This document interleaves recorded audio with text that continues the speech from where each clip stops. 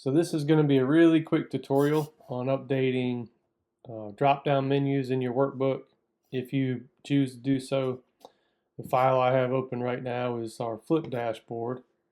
I'm going to jump to a property tab.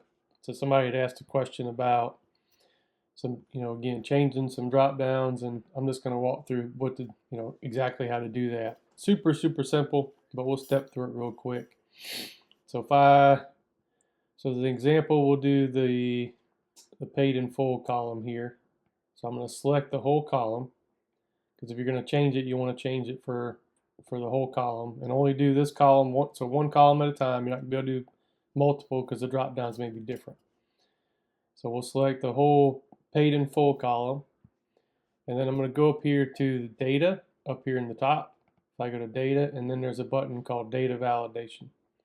So in data validation, I'll click data validation, and here's the list. So the only thing I need to do if I want to change this is, as an example, I'm going to add refund. I think that was the question I got. Can we add refund? So I'm going to hit OK. And now if I go click on any of these, it will now have refund. That's it. So I will note this tab is unlocked. You're going to have to unlock each tab in order to make that change. But you can lock it back after, and we've got videos for that. So I'm going to undo because I want to show something else. Whoops. I want to zoom in back here. So we'll go all the way. Let me just make sure that yeah, so it took it out because I hit undo. So I'm going to pick a different one just to show you the difference. Bathrooms, roofing. So this comes from, I think I've got the renovation category set up from this table over here. So just as an example, just to show you the two different ways you can do this, if you, again, wanted to update the list. So I'm going to do the same thing. Data validation.